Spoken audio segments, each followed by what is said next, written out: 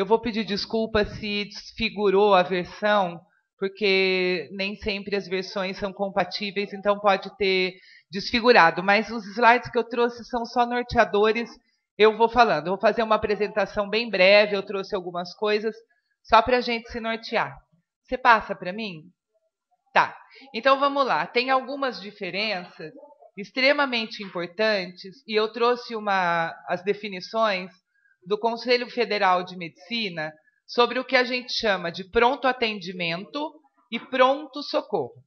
Então, o que é um pronto atendimento? É um estabelecimento de assistência nas 24 horas que visa tirar, com a presença de equipe nas 24 horas, que visa tirar o paciente da situação de risco iminente de morte e atender situações de urgência e emergência. Não há, pelo Conselho Federal de Medicina, nenhuma diretriz de equipe mínima de unidade de pronto atendimento pelo Conselho Federal de Medicina. Pode passar o próximo para mim, por favor?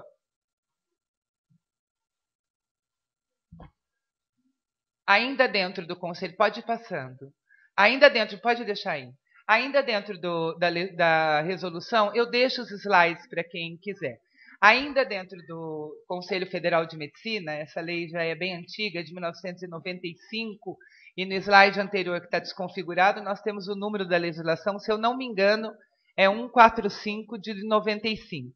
Ela diz que o pronto-socorro, ele também é um serviço de 24 horas, destinado para atender urgência e emergência, mas que precisa de uma equipe mínima composta de anestesista, clínica médico, pediatra, cirurgião geral e ortopedista. Então, quando a lei fala em pronto-socorro, ela diz que um pronto-socorro tem que ter esta equipe. Então, hoje, o pronto-socorro que atende aos cidadãos de São João da Boa Vista é o pronto-socorro da Santa Casa de Misericórdia Carolina Malheiros. O nosso PA, o nosso pronto atendimento, ele tem um nome fantasia de pronto-socorro. Ele não se configura como um serviço de pronto-socorro, porque a gente não tem presente no local nem o anestesista, nem o cirurgião geral, nem o ortopedista nas 24 horas. Esses casos, quando necessários, são demandados para a Santa Casa. Pode passar para mim, querido.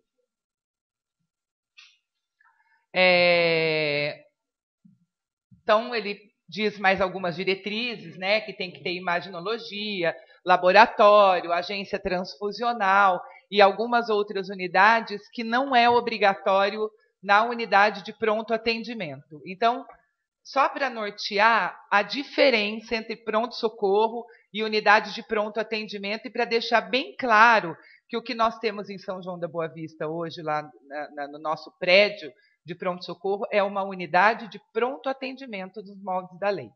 Pode passar para mim, por favor.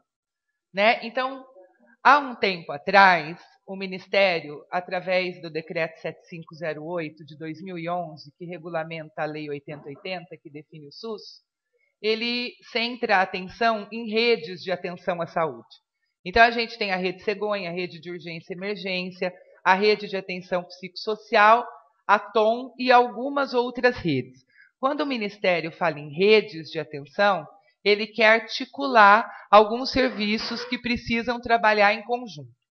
Uma vez que o município fez adesão a ser a sede do SAMU regional, ele tem obrigatoriamente que ter uma UPA, porque a partir do momento que se faz a adesão que foi feita lá atrás pela instalação do serviço SAMU municipal, é obrigatório que se tenha uma UPA 24 horas para que ela seja a porta de entrada preferencial do SAMU para algumas estabilizações de pacientes e para que se resolvam os casos na UPA imediatamente e depois, caso necessário, sejam transferidos para um pronto-socorro de maior grau de complexidade.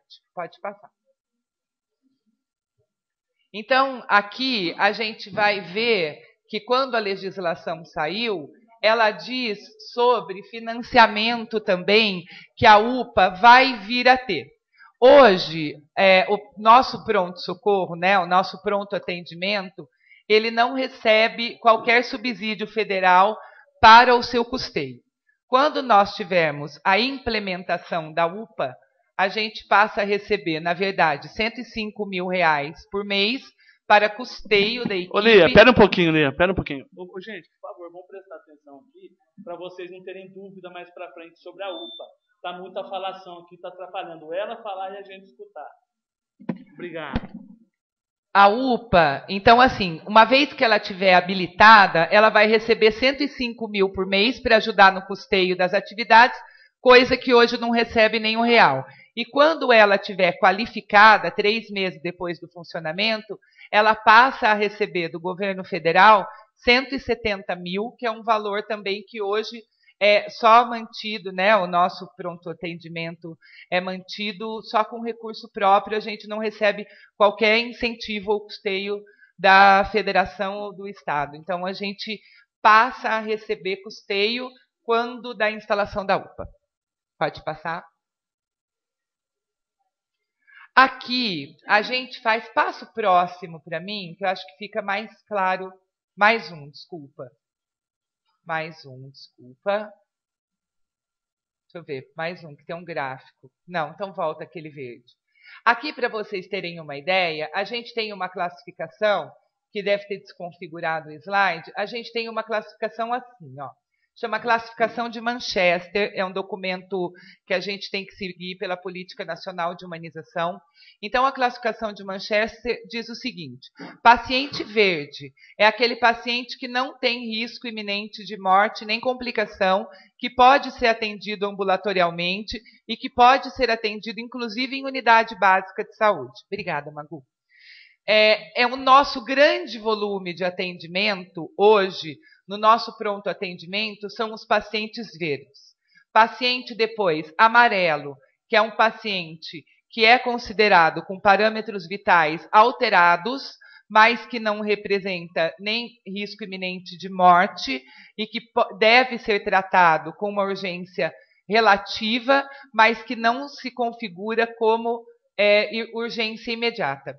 Pacientes azuis são os pacientes que procuram a unidade de pronto atendimento para troca de receita, busca de um receituário, para pegar remédio ambulatorial e que devem ser tratados na unidade de saúde. A gente tem os não classificados, porque pela lei a gente tem que classificar 85% dos pacientes que dão entrada no pronto-socorro, e as urgências, de fato, são os pacientes classificados em vermelho. Se vocês acompanharem comigo, no mês de abril, a gente teve, em média, 1,9 urgências por dia no pronto-socorro. Não chega a 2.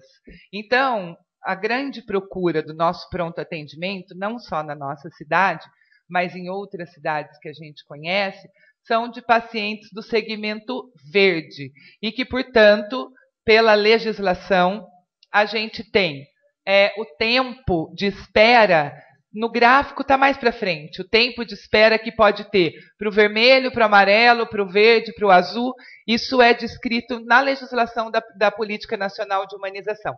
Então, o número de procuras, o número de urgências, né, que o nosso pronto atendimento atende ainda é muito pequeno em relação ao atendimento verde. Pode passar para mim, por favor.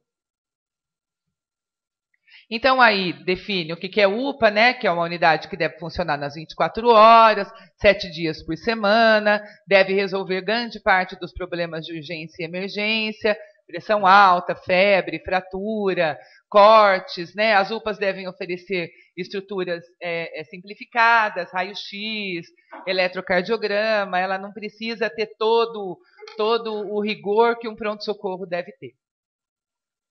Pode passar, por favor. Então, assim, esse slide, ele diz o que a UPA tem que atender, o que é competência da UPA atender, que são os casos de urgência, que são os casos de emergência, que são os casos de procura espontânea com emergência relativa, que são situações de alteração nos dados vitais. Pode passar. E aí, o que não é competência da UPA atender? Né, que são consultas médicas de segmento ambulatorial, retorno para exame, daqui fica tão ruim de enxergar, troca de curativo, realização eletiva de exames laboratoriais. Então, esses casos não são das unidades, não deveriam ser das unidades de pronto atendimento. Esses casos são os casos classificados como verdes. Eles não deveriam ser de competência das unidades de pronto atendimento. Não adianta, Magu, pode até acender. Eu não enxergo mesmo daqui. Pode passar. Esse é o quarteirão. Não, tá tudo bem. Agora já sim, a maior parte escrita já passou. Esse é o quarteirão onde está localizado, então, a UPA, que está com uma bolinha vermelha em cima, né? A Santa Casa, o Pronto-Socorro e a Escola Santos Cabral e o velório municipal. Então, no Google Earth, você pode localizar, tá desse jeitinho aí, a UPA. Passa para mim o próximo.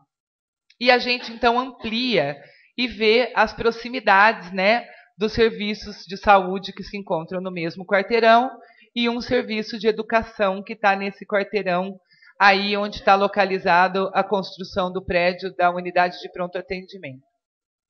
Pode passar. Essa é a classificação de Manchester. Então, os tempos são muito claros, né? Que é 0 minutos, os casos vermelhos de urgência, 10 minutos, os casos de emergência. A gente não trabalha com essa classificação laranja, a gente chama todos esses casos de vermelhos, 60 minutos para os casos de classificação amarela, até 120 minutos para os casos de classificação verde e os azuis 240 minutos. E esse protocolo de Manchester, ele define muito direitinho o que cada segmento abrange e como é que essas classificações devem ser feitas. Lembrando que isso tudo é legislação, isso não é uma coisa que se cria do dia para a noite, isso é determinação legal. Pode passar. Então, de novo, né, o nosso slide aí mostrando que a nossa maior parte dos atendimentos está no segmento verde, né, e seguidos dos amarelos, uma grande frequência de azul e um pequeno número de pacientes classificados de fato como urgência. Pode passar. E aqui tem algumas fotos do prédio da UPA que foram tiradas há pouco tempo, até para a gente estar acompanhando como é que está o andamento da obra. Então, pode ir passando. Esse é o corredor central, pode passar. Essa é a recepção do prédio. Pode passar. Essa também é a recepção do prédio, pode ver que é bem ampla. Essa é a entrada da frente de usuários. Tem uma guarita de segurança ali, que vai poder, de fato, fazer uma segurança mais efetiva. Pode passar. E essa é a planta. Eu trouxe aqui, e deixo, se a casa assim desejar, à disposição dos vereadores, a planta real da UPA. Então, a UPA, na nossa UPA, nós temos capacidade para até 5 consultórios médicos diferenciados. E a gente vai trabalhar a priori com exatamente o que nós temos no pronto atendimento hoje. Então, nós continuaremos tendo em São João da Boa Vista uma unidade de pronto atendimento e a nossa retaguarda será a unidade de pronto-socorro. O que muda? Nós teremos custeio do Ministério da Saúde, que a gente não tinha anteriormente. Pode passar. Acabou. Enfim, essa apresentação era breve. Muito obrigada. Estou aberta aos questionamentos dos vereadores. Lia, eu gostaria que retornasse um gráfico que você coloca com relação ao número de atendimento de urgências muito baixo do pronto-socorro. Uhum. Eu acho que esse percentual se deve também ao fato do SAMU hoje estar orientado a levar os casos mais graves diretamente à Santa Casa. Será que não? Pode até, vereador, eu acredito que possa ser sim, porque hoje a porta de entrada não é o nosso PA. Hoje o SAMU é orientado a levar os casos de urgência e emergência para a Santa Casa. Mas eu acredito que se nós verificarmos junto à Santa Casa, o número de atendimentos de urgência e emergência que são levados às unidades de emergência da própria Santa Casa não chegam a ser tão significativos assim, né? Graças a Deus, a gente não tem um número grande do que a gente pode considerar grandes emergências, que são as grandes eviscerações, infartos agudos, hemorragias arteriais, AVCs, que são essas coisas, os grandes traumas, né, de automobilísticos, que são essas coisas que de fato são emergentes. Eu acho muito baixo 1,9 em média atendimentos meios de urgência num serviço que é de urgência e emergência de fato.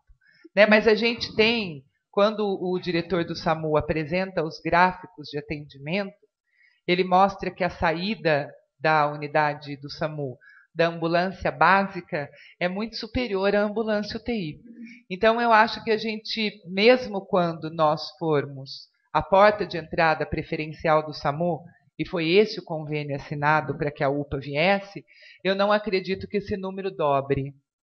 Mas eu não tenho esses dados aqui, mas eu não acredito que ele dobre. Sim, mas o questionamento foi com relação a levar os casos mais graves diretamente à Santa Casa. Quantos pacientes dia, em média, o pronto-socorro atende hoje?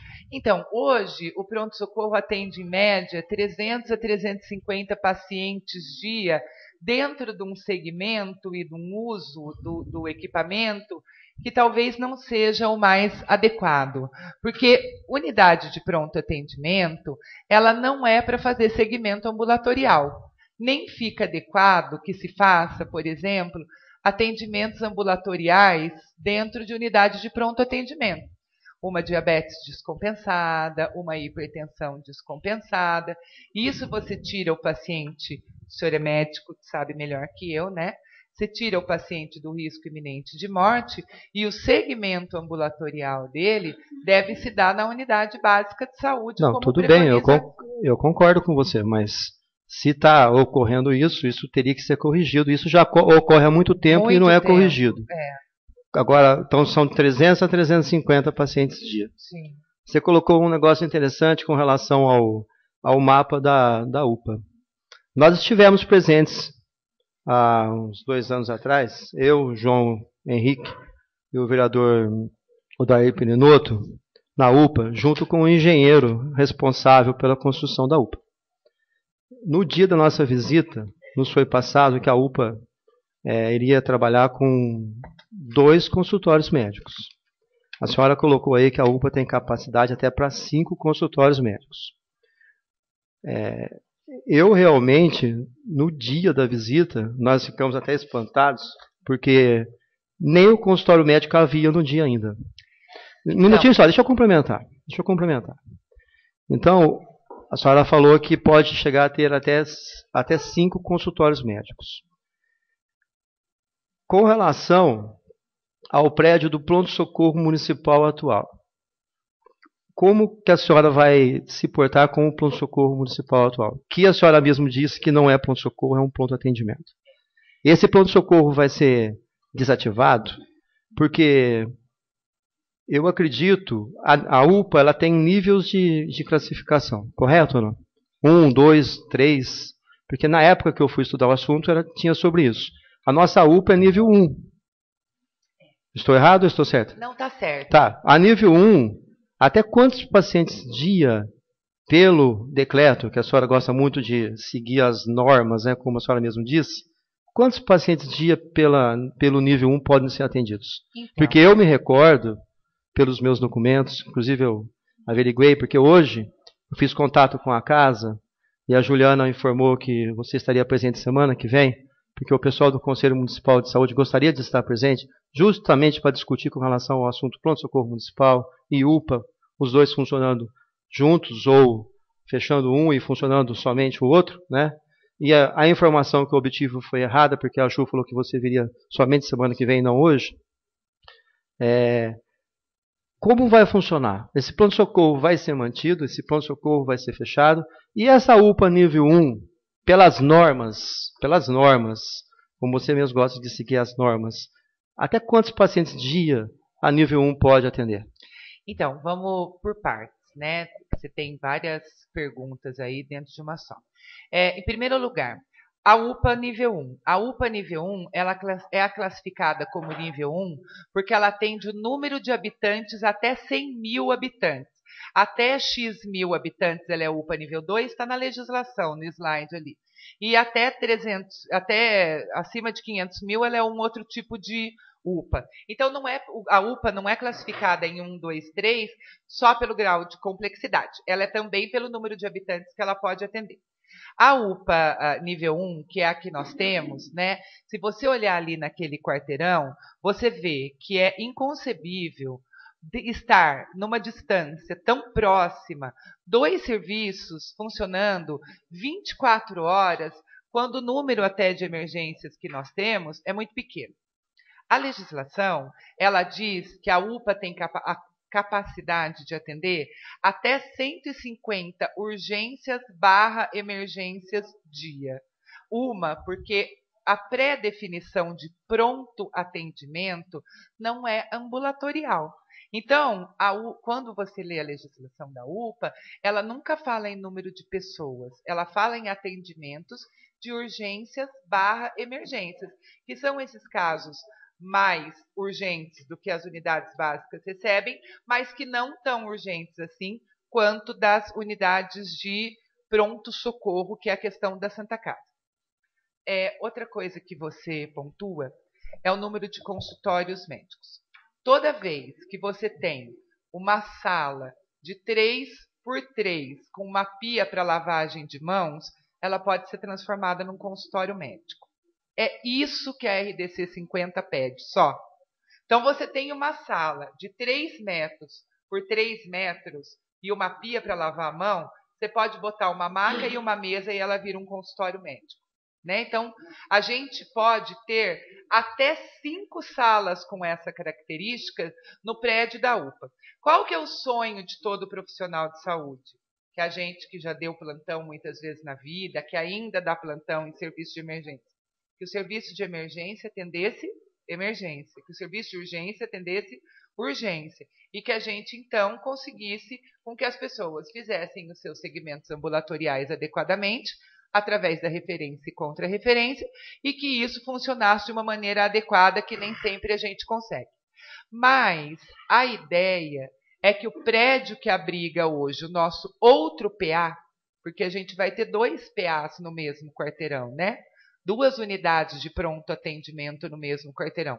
Então, que o prédio que abrigue o nosso pronto atendimento, porque hoje no nosso pronto atendimento, no nosso pronto-socorro municipal, a gente tem o laboratório, que não muda junto com a UPA. Então, existe um volume grande de pessoas ali procurando o laboratório. A gente tem um raio-x que vai atender as demandas das unidades básicas de saúde, porque o raio-x da UPA é digital, já está comprado com recurso do Ministério, só vai atender urgência, o raio-x que vai ficar na UPA. A gente tem funcionando dentro do pronto-socorro a central de esterilização, que faz a esterilização para todas as unidades odontológicas do nosso município de São João da Boa Vista. Isso continua dentro do prédio do pronto-socorro, que vai vir a abrigar a unidade do centro de especialidades, com as pequenas cirurgias, com as consultas de urologia, de gastro, de endócrino, de ortopedia, e que vão acontecer ambulatorialmente, porque nós teremos apenas um serviço de 24 horas. Eu concordo com a grande maioria da população, quando talvez se diga que um serviço de pronto atendimento para o nosso município talvez não seja o que nós queríamos, né? Mas eu acredito, vereador, que talvez se a gente descentralizasse um outro atendimento de urgência para um outro segmento da cidade, mais distante, seria muito melhor do que manter 2 serviços vizinhos trabalhando 24 horas, que não seria necessário e não seria adequado dentro de um planejamento em saúde de uma cidade. Então, o pronto atendimento, que hoje é chamado pronto-socorro municipal, ele deverá abrigar o prédio do Centro de Especialidades, para que a gente tenha no quarteirão especialidades, urgência e emergência, e o hospital para internação. Você fez uma colocação com relação ao atendimento da UPA, que é urgência e emergência. E o restante seria realmente com relação às unidades básicas de saúde. Além dessa classificação de Manchester, a gente sabe que isso na teoria é uma coisa, na prática é outra, porque a população vai continuar procurando da mesma maneira a UPA. O número de pacientes atendidos do dia, com certeza, não vai cair. Vai manter em torno de 300, 350. Hoje em dia existe uma dificuldade grande de se internar paciente do pronto-socorro municipal até a Santa Casa. E muitas vezes esses pacientes são internados por intermediações. Quinta-feira passada ocorreu um caso desse no pronto-socorro municipal. E o pronto-socorro, atualmente, o médico que trabalha no pronto-socorro, eu vejo que eles trabalham de uma maneira correta. Já conversei pessoalmente até com o Hermes com relação a isso. Só que eles precisam entrar em contato com a Santa Casa e o retorno é feito todo por telefone. Eles não têm muito documentação da negativa da vaga. Eu acredito que para melhorar, inclusive para a documentação desses casos, isso deveria ser feito por escrito. Referência e contra-referência. Por que negou? Porque fica documentado. Porque a hora que esse paciente piorar dentro do pronto-socorro, vira uma correria e chega no hospital, e muitas vezes o médico do hospital fala que não negou a vaga. E acaba sobrando para o coitado do médico do pronto-socorro. Eu já presenciei isso várias vezes. E passei por essa situação também. Um outro fato que eu acho importante é que quando não existe a vaga na Santa Casa, essa vaga realmente não deve existir. Não é porque alguém interfere que surge a vaga. Isso está errado por parte da Santa Casa. Eu estou falando sempre de Santa Casa, não estou me referindo a pronto-socorro. Certo? E numa possibilidade de realmente não existir a vaga e esse paciente ficar no pronto-socorro, eu acredito que o pronto-socorro deveria dar condições de manter esse paciente no pronto-socorro até surgir a vaga. Por exemplo, um caso de pneumonia, já iniciar um tratamento básico no pronto-socorro. A gente sabe que lá não tem antibiótico endovenoso. A gente sabe que lá não tem condições de, de dar um banho. A gente sabe que não tem refeitório para esses pacientes permanecerem lá. Como vai ser isso na UPA? Vai continuar essa mesma dificuldade? Esses médicos que trabalham no pronto-socorro vão continuar descobertos? Porque, na minha opinião, eles estão descobertos. E o fato de comparecer alguém no pronto-socorro e essa vaga surgir em segundos, na minha cabeça, isso está totalmente errado. E errado por parte da Santa Casa, não por parte dos médicos do pronto-socorro. Porque eu vejo os médicos do pronto-socorro inúmeras vezes no telefone e muitas vezes, alguns foram até maltratados por colegas do hospital, questionando o que realmente estava acontecendo. Como é que você questiona um colega que está examinando, que está solicitando uma vaga? Se a Santa Casa é a referência do SUS. Eu acho que esse documento seria primordial, essa referência e contra-referência. E dar condições de manter esse paciente até se realmente surgir uma vaga. Então, eu concordo em muitas coisas que o senhor coloca textualmente, concordo de fato mesmo. Inclusive, eu acho que qualquer atravessamento é muito perigoso, seja meu, seu, do Claudinei, acho que é pernicioso, acho complicadíssimo, né? Eu andei conversando com um dos médicos do pronto-socorro sobre até mesmo esse instrumento para que eles se resguardem da questão de vaga. Quando toda definição de pronto atendimento é assim, a gente só gera uma AIH, que é uma internação, né? Quando passa de 4 a 24 horas o paciente está em observação. Então, nós temos hoje condição de manter um paciente no pronto-socorro até 24 horas. Quando a gente precisa, a gente pede comida, marmitex para esse paciente, a gente comunica, e na UPA, se vocês forem visitar os nossos quartos de internação, eles são adequados para receber um paciente até 24 horas, não mais que isso. O SAMU, que vai ser... A UPA só existe porque existe o SAMU só existe porque existe a UPA. Se a gente parar a UPA, a gente perde o SAMU. Se a gente fizer a opção por não ter a UPA, falar, a gente não quer UPA, chega, vai embora, tchau UPA. A gente perde também o SAMU, a sede do SAMU regional do município. E vice-versa, se a gente desiste do SAMU, desiste também da UPA.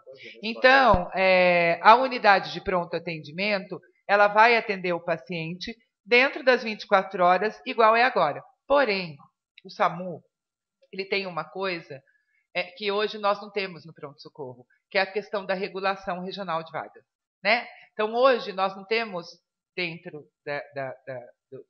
do município o sistema de regulação adequado para que a gente possa, se esse paciente é uma urgência e tem uma vaga em Mojimirim, Mogi Guaçu, hoje isso é feito muito por, olha, eu tenho um amigo que trabalha em Mogi Guaçu que vai receber, ou eu tenho um amigo que trabalha na Unicamp que vai receber esse paciente.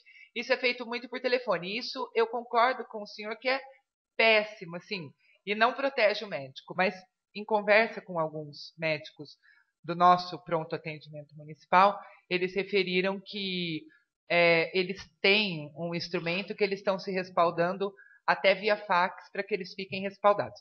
E assim, a vinda, eu tenho aqui alguns conselheiros em saúde que estão aqui, né, com quem a gente se reúne toda a última quinta-feira do mês, para quem quiser ir às reuniões do conselho. Eu fui convocada para vir aqui hoje, dia 1º.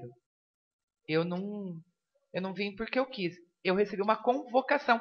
Em letras garrafais, a palavra convocada. Então, é por isso que eu estou aqui no dia de hoje. Então, era só para deixar claro. Então, vereador Chaves, o que vai acontecer na unidade de pronto atendimento é isso. Nós vamos seguir as diretrizes de manter um paciente em observação e tentar a vaga necessária para ele dentro das 24 horas. Tá, mas eu fiz uma colocação com relação à situação atual. O pronto-socorro, você citou aí que os pronto-socorro têm condições de manter esse paciente 24 horas. O pronto-socorro tem antibiótico endovenoso? Eu desconheço. O pronto-socorro... Eu desconheço. Vereador... Não, sim, mas espera um pouco. A gente tem que ser realista. Você está respondendo tudo de uma maneira muito, muito real e muito transparente. Você sabe que não tem. Então, você sabe que não tem. Mas assim, ó, eu sei que a gente tem uma interface com a Santa Casa e que a gente muitas vezes pode fazer um atendimento até que a vaga surja. Se eu, por exemplo, tiver uma grande catástrofe na cidade, Deus me perdoe, eu não vou ter equipamento, por exemplo, não. Se tiver 2 grandes acidentes. Sim, mas eu não estou falando de catástrofe. Eu estou falando do dia a dia. O dia a dia está um pouco distorcido da realidade que a senhora está colocando. Porque inúmeros pacientes passaram por essa situação. Inúmeros, não foi um, nem 2, nem 3, nem nada. E continuam passando. E a solução... E não tem solução para isso. E o pronto-socorro atual não tem condições de manter um paciente lá, nem por 4, nem por 6, nem por 24 horas, aguardando uma vaga. Porque ele não é feito para isso. E a senhora mesmo disse que o pronto-socorro não é pronto-socorro, é pronto-atendimento. Então ele não é para isso. Correto? Então a gente não pode fugir muito da realidade. A realidade é essa. A realidade é essa. Então, semana passada tivemos 3 pacientes internados, 3 que estavam no pronto-socorro já por algumas horas, por intervenção. E a senhora, inclusive, ligou no pronto-socorro para saber. Ligou. Vereador, eu liguei para saber se tinha médico em quantidade suficiente, porque algumas notícias tinham chegado que a unidade de pronto atendimento tinha um médico só e o que não era a realidade. Mas a senhora sabe do ocorrido. Não. O que chega em mim, quando os médicos do corpo clínico do pronto-socorro, eu acredito, e vou fazer esse apelo até para quem estiver assistindo e para a população de uma maneira geral. Eu acho que as comunicações, elas têm que ser levadas com extrema seriedade. Não pode existir, eu disse que eu vi, que o fulano contou, que alguém olhou, que me falaram que estava ali. Isso para mim não existe. O que existe é um corpo clínico que me oficia por escrito. É um diretor clínico que é indicado pelo mesmo prefeito que eu, tem o mesmo salário que eu, tem as mesmas atribuições que eu, me relatando um ocorrido por escrito e pedindo a minha intervenção. Hoje, no meu gabinete, eu não tenho nenhum pedido de intervenção sobre qualquer ocorrido dentro do pronto-socorro ou de qualquer negativa de vaga no momento de contato com a Santa Casa. Eu não precisei, como diretora municipal de saúde, até o presente momento, por solicitação de médicos do corpo clínico, intervir junto ao diretor clínico e diretor técnico da Santa Casa e dizer: vocês estão pouco colaborativos com o atendimento da demanda municipal, porque a relação com o meu prestador de maior complexidade, ela tem que ser adequada. Então, quando há um problema com qualquer prestador SUS, para quem o município repassa a verba do componente de média e alta complexidade, eu como diretora, e isso me é relatado, eu como diretora tenho obrigação de intervir e dizer, olha, está acontecendo isso aqui, isso foi dado, isso foi posto, isso foi colocado, e eu quero respostas mediante ao fato. Até o presente momento, e eu coloco o meu gabinete à disposição de qualquer um dos senhores, eu não tenho, por escrito, qualquer, não reclamação, eu não tenho qualquer pedido de intervenção de médicos do corpo clínico a mim enquanto diretora. Eu coloco o meu gabinete à disposição de qualquer um dos senhores a qualquer momento. E a senhora não sabe que teve intercorrência quinta-feira lá? Olha, o que eu sei que o prefeito municipal me ligou às 10h25, quando eu já estava até dormindo. Você já tinha ligado lá? Me perguntou se é verdade que tinha um médico no pronto-socorro. Eu liguei lá, falei com a enfermeira Roberta e perguntei, Roberta, quantos médicos estão de plantão no pronto-socorro? Ela me disse, estão 2 clínicos e 1 pediatra. E você desconhece o fato de, muitas vezes, pacientes serem internados somente por intermediação de alguém? Eu conheço os boatos, vereador, eu não tenho por escrito. Porque se eu tiver por escrito, eu tenho que intervir. Você não tem por escrito, então você deveria cobrar do seu diretor técnico, porque ele está ciente de tudo isso. Ele foi convocado a comparecer na casa e simplesmente não veio. Então, ele tem ciência do ocorrido.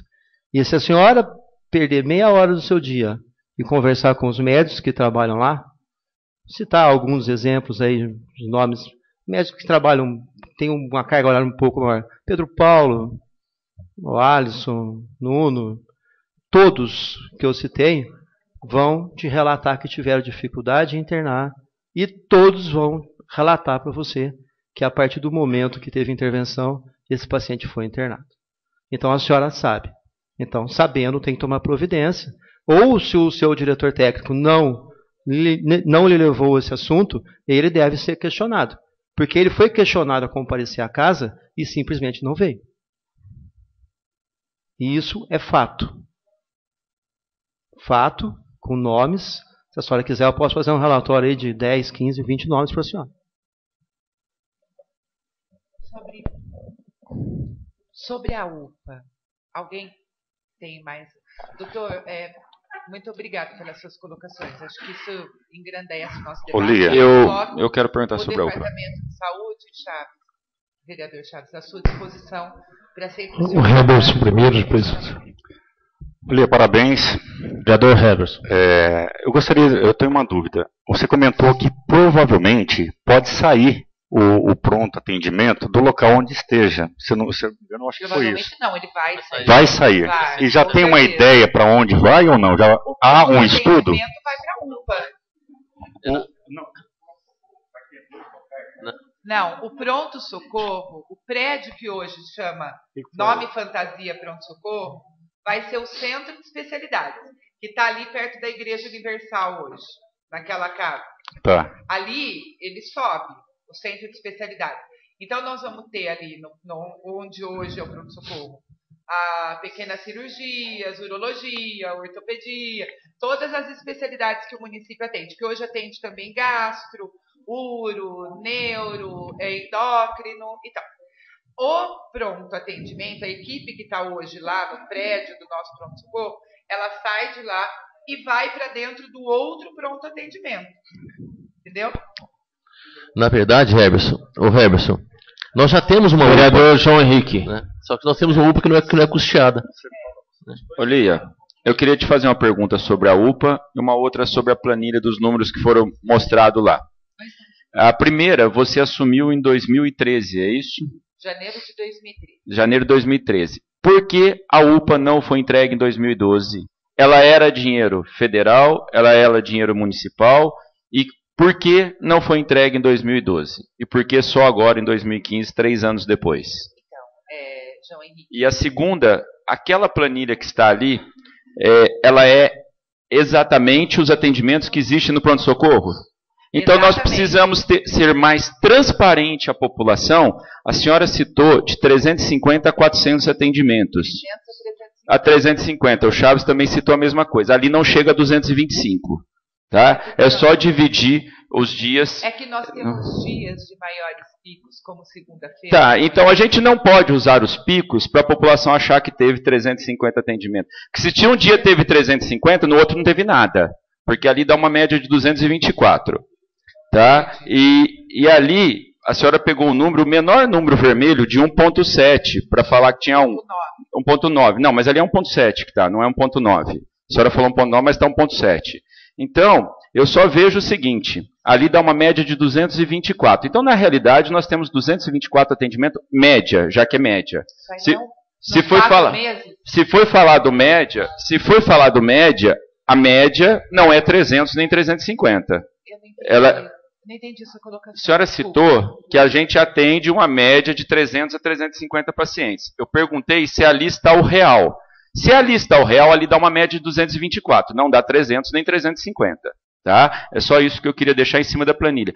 E por que a UPA não terminou em 2012? Se faltou dinheiro federal, municipal, estadual, por que ela não terminou? Então, João Henrique, ali são exatamente os números fidedignos, tirados de todas as fichas que passam pelo balcão, dentro do atendimento que é feito pelo sistema de prontuário eletrônico.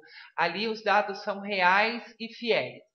Segunda-feira passada agora, até às 6 horas da tarde, o pronto-socorro tinha atendido 388 pessoas. Até às 6 da tarde. Das 7 da manhã às 6 da tarde. Então, a gente tem alguns números que em alguns dias são maiores, alguns dias são menores, e a gente tem tirado em média que são de 300 a 350 atendimentos dia.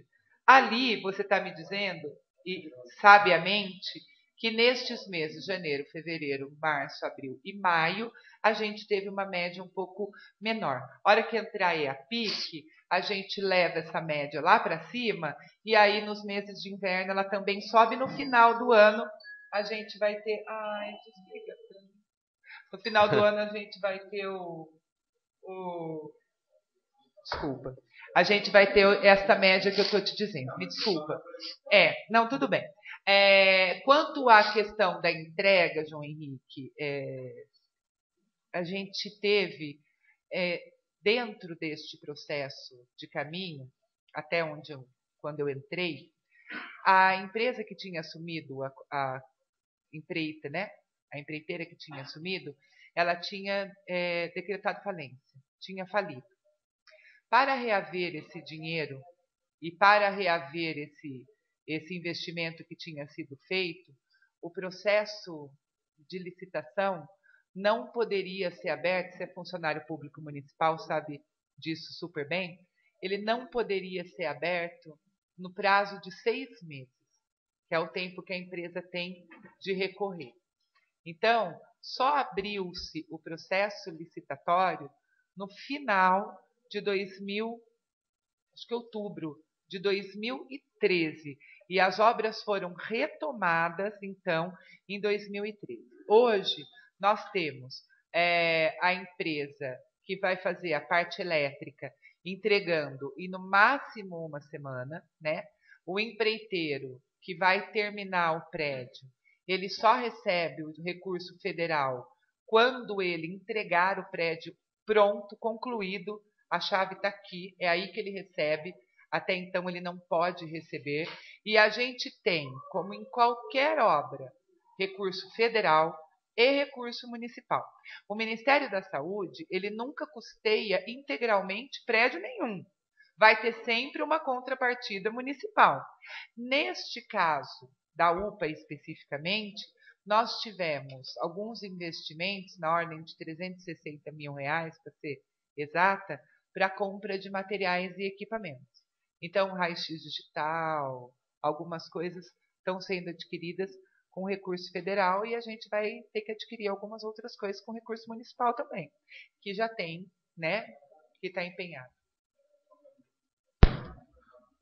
Então, só para concluir, só foi por causa que a empresa decretou falência, por isso que atrasou 3 anos. Então, o que eu acho que a pessoa até mais indicada para responder esses questionamentos seriam o diretor administrativo e o diretor de obras. Eles têm muito mais conhecimento do que eu acerca desta questão da falência, desta questão toda, porque o que eu tenho de relato, mesmo porque o departamento de licitações, uma vez que eu sou diretoria, eu não tenho um departamento de licitações próprio, nem financeiro, nem jurídico. E a entrega vai ser quando?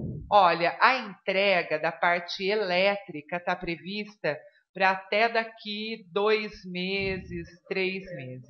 Funcionando. Tem uma previsão? A parte elétrica. Eu acredito que em 4, 5 meses esteja funcionando. Ah, então tá bom. Obrigado. Mas eu acredito.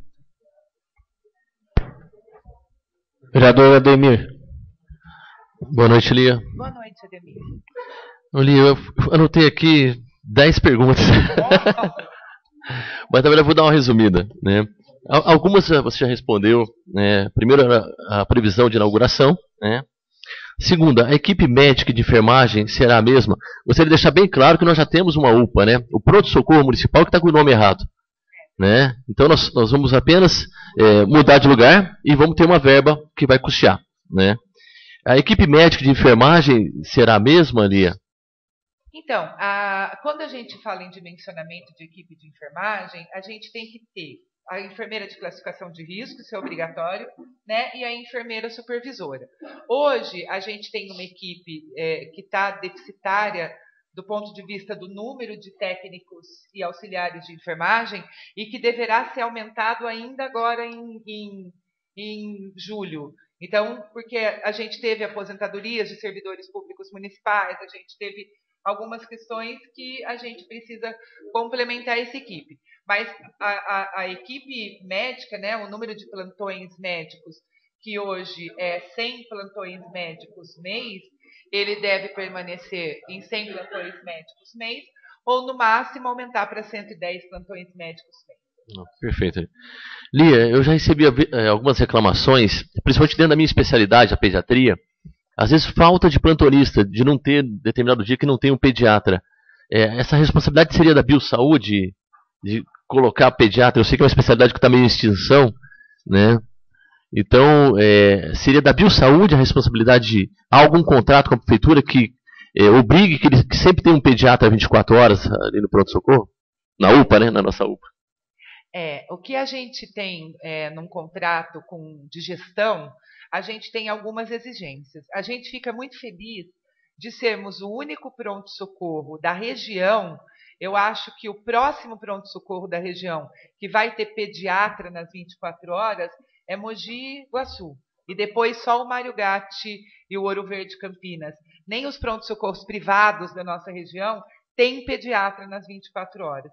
E nós temos a exigência de manter pediatra nas 24 horas. Na verdade, é um profissional raro mesmo. É dificílimo a gente conseguir contratar pediatra novo, você ter essa oferta de mercado, e também é difícil admitir um clínico que queira fazer pediatria, até por especificidades da própria da delicadeza, né, que a pediatria tem, com a diluição de droga, com os cálculos de droga.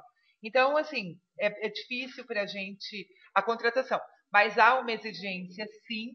Quando você tem um contrato de gestão com uma empresa, a gestão é feita pelo município, que cobra metas da empresa de gestão. Então, ela tem que apresentar para a gente 85 plantões, porque os outros 25 são nossos. Então, a Aurora é nossa, outros médicos são nossos, né? E ela tem que nos apresentar 85 plantões entre clínico e pediatra. Perfeito, ali. Na verdade, alguns colegas médicos me procuraram com esse medo de que não seriam aproveitados na UPA, que poderiam ir até para unidades básicas de saúde, né? Não, serão os mesmos. Uma coisa também, Lia, eu já fui lá ver a UPA, que eu acho que poderia até melhorar, seria talvez uma comunicação direto com a Santa Casa, para você transferir um paciente, não tendo que pegar todo aquele trajeto da Avenida João Osório, né? Já que os terrenos que estão ali do lado são de propriedade da Santa Casa, né? Talvez você tenha um corredor que pudesse unir direto a UPA com a Santa Casa, né? A gente tinha até pensado, Ademir, em fazer uma saída coberta. Perfeito. Da UPA até a Santa Casa. Mas o terreno é super íngreme. E a gente vai sair lá na lavanderia. Então, assim, eu não sei aonde ajuda e aonde atrapalha. Porque, assim, você vai ter que fazer um super calçamento coberto, protegido do frio, da chuva, do vento, até a lavanderia, né? Então, eu não sei onde fica de fato. Não, perfeito, Lia. Lia, o que você comentou também, que é um sonho que eu acho que iria melhorar muito a saúde da nossa cidade, seria um modelo descentralizado. Eu acho que a UPA vai cumprir a sua função. Eu sempre tive um sonho de ter 2 outros, vamos dizer assim, pronto atendimentos, talvez um na parte alta, desculpa, pegando o seu gancho, e talvez um outro no Durval Nicolau que pudesse ficar aberto até as 22 ou 23 horas, para poder desafogar um pouquinho o atendimento de urgência e emergência da UPA. Né? Seria o ideal. Um modelo descentralizado com 3, a UPA funcionando 24 horas e 2 outros, vamos dizer assim, exatamente, até as 22 horas, dando esse suporte para urgência e emergência, para que você não possa sobrecarregar a nossa UPA, né? Então, Ademir, acho que é o sonho de qualquer gestor de saúde, né? Você poder abrir a unidade em polos diferentes. Se você dividir a cidade em 4, você ter o quadrante da Rosa dos Ventos ali e fazer o atendimento até 22 horas, porque a maior parte das pessoas que trabalham até às 5 horas, os casos verdes, elas acabam mesmo procurando pronto-socorro, né? Não tem jeito, porque aonde você vai quando você sai do seu emprego para uma consulta simples? Então, é um sonho da vida da gente mesmo. E nós, né, estamos nos estruturando para que a gente consiga mais para frente fazer esse modelo. Primeiro, a gente quer inaugurar a UPA e começar a ter um custeio até para desafogar. Você deve ter participado aí das reuniões da Marcha de Prefeitos ou das reuniões, né, Claudinei, que vocês têm ido, o quanto a gente tem sofrido com a questão financeira, especialmente neste ano de 2015 agora. Então, é uma vontade nossa estender o atendimento das 7 da manhã até as 22 horas em algumas unidades de saúde, que se Deus quiser a gente, até o final do ano que vem, vai conseguir. Perfeito. E a preocupação que todos nós, sanjonenses, tínhamos, era com relação se a UPA conseguiria suprir a atual UPA, a atual pronto-socorro. Ou seja, se a capacidade seria a mesma de atendimento. A gente sabe que o pronto-socorro, vamos dizer assim, chamado de pronto-socorro, está superlotado muitas vezes, né? E se a UPA teria a mesma capacidade de atendimento, ou até poderia melhorar essa capacidade. É lógico, Lia, concordo com você que passa por uma conscientização também da população. Há muitos casos que são de unidade básica de saúde que vão para pronto atendimento e vice-versa. Né? Então, é algo que a gente teria que batalhar muito para poder divulgar. Olha, esse é um atendimento de pronto atendimento de UPA, esse é o atendimento de unidade básica de saúde. Porque a gente vê também muitas vezes, nas unidades básicas de saúde, você tem vaga sobrando. Né? Você acaba não atendendo uma demanda total e o pronto atendimento está sobrecarregado. Né? Seria outra coisa para tentar, exatamente, de caso verde. Né? Esse protocolo de Manchester, é a enfermagem, a enfermeira que faz? Essa classificação de risco? A enfermagem faz a classificação de risco. O protocolo de Manchester está na cartilha nacional do Programa Nacional de Humanização e é da enfermagem mesmo. Tá. Não, perfeito, Lia. Obrigado. Pois não, Tite. Vereador Tite. Lia. Oi, bem. Então, eu espero que a inauguração da UPA venha a corrigir possíveis falhas do sistema de saúde. Então, é essa a torcida. Uma pergunta para você, questão de construção de outra unidade. 1º de maio, Rosário, aquela parte ali da cidade, sempre pediram para a instalação de um PSF naquela região, desde que fechou o do Rosário. E primeiro foi lá perto do Instituto, agora foi lá perto na Avenida Oscar Pirajá, e foi construída lá do Mestre Mourão. Pergunta, porque essa semana voltou à tona essa conversa na reunião de bairro do plano diretor no Rosário. Tem alguma coisa de concreto para a construção de mais um PSF na região do Rosário, da 1º de maio, daquela parte da cidade, para que possa descentralizar realmente esse serviço? Tite, a gente, assim, quando a gente fez a nova territorialização da cidade, a gente tem ali a unidade do Delvo Destino, embora ela tenha uma SUS-dependência pequena, ela tem um volume de população muito grande. Então, ela precisa de 3 equipes ali para aquele Alto do Mantiqueira, que a gente chama de Alto do Mantiqueira, que pegaria São Lázaro, Centro... Não, Alto do Mantiqueira, mentira. Pegaria São Lázaro, Centro, aquela parte aqui que pega até ali o tiro de guerra, Vila Bancária e tal. E outra para aquela região que engloba o Rosário, 1º de Maio. Nós tivemos incansáveis visitas àquela região para tentar achar um lugar fora de área de preservação ambiental. Tentamos. Que o prédio de tiro de guerra ia desalugar e que a gente ia conseguir reformar o prédio de tiro de guerra. Até agora a gente não... No prédio da Guardinha, você tem 2 andares, precisa fazer elevador, precisa fazer acessibilidade, precisa fazer pátio, e aí tem uma área bem boa ali, que fica com área APA. Isso tudo que a gente pensou, viu? Nós não fomos lá desapropriar ninguém, não. Aí a gente procurou nos entornos da Saldanha Marinho, imóveis, para comprar, para tentar, e a gente não consegue, né? A gente ia alugar um imóvel ali, bem perto da estação, e a gente não pôde fazer obras de ampliação por conta de ser área de preservação ambiental. Então, uma parede que a gente precisaria botar uma janela de ventilação, a gente não conseguiu, não podia, por causa de ser APA, né, ali.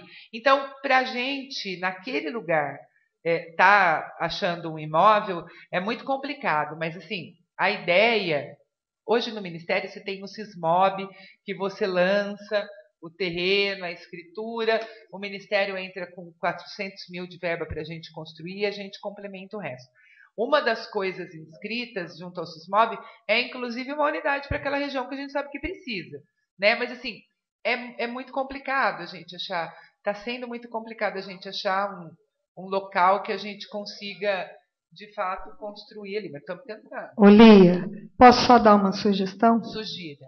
Vereadora Helenice. Onde era o antigo, a unidade de saúde, lá no Rosário, existe uma rua atrás, que já é do município, rua é do município, e tem barracões. Se juntasse ali e desapropriasse só os barracões, ela voltaria para o mesmo local e com espaço amplo e uma desapropriação não a um custo alto, porque são barracões. Mas não é área de preservação ali? Não. Ela faz divisa com a linha. E, inclusive, tanto não é que funciona os barracões, tem residência mais para baixo.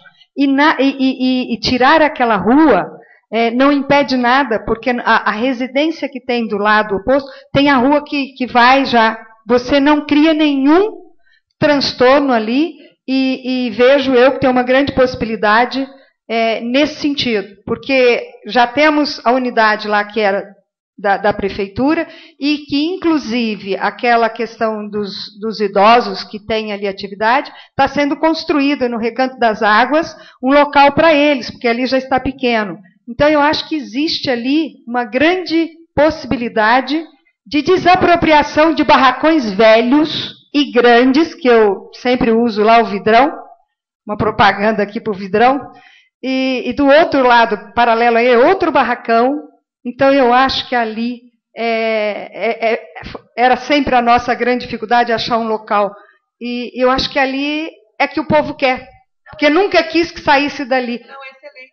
Então, eu te trago essa sugestão, se possível, você trabalhar em cima disso, porque já tem um pedaço que é da prefeitura, a rua que é do município, você vai desapropriar só os barracões e vai ficar na divisa com a linha de trem. Isso.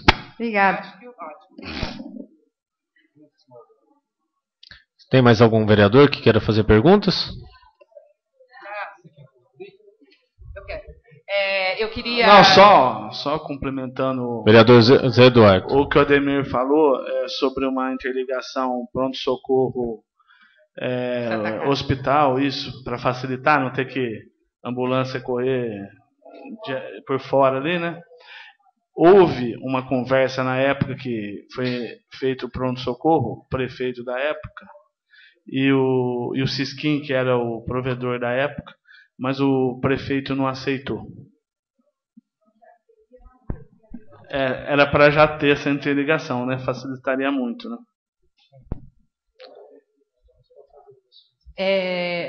Eu queria agradecer muitíssimo, principalmente as meninas que vieram aqui, que tiveram essa paciência monstruosa. Muito obrigada, viu, meninas da plateia da educação. Gostaria de agradecer a todos os presentes, aos vereadores pela receptividade que me foi dada, e a oportunidade de estar aqui esclarecendo a população sobre o uso de um equipamento da saúde.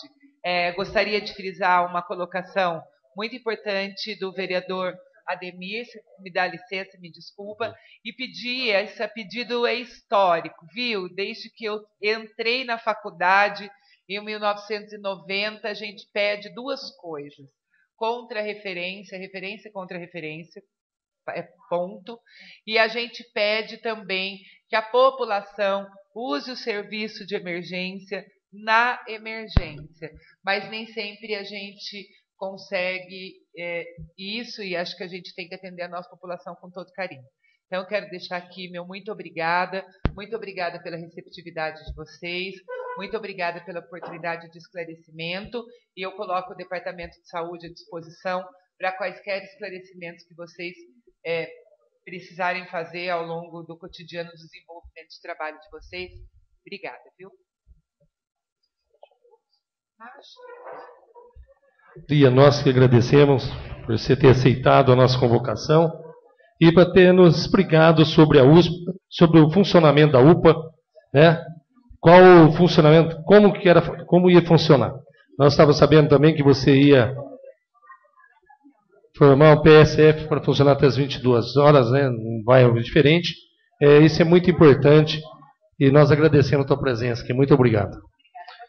Agora, quem vai usar a palavra é a Queria que os vereadores mantêm-se aqui dentro da casa.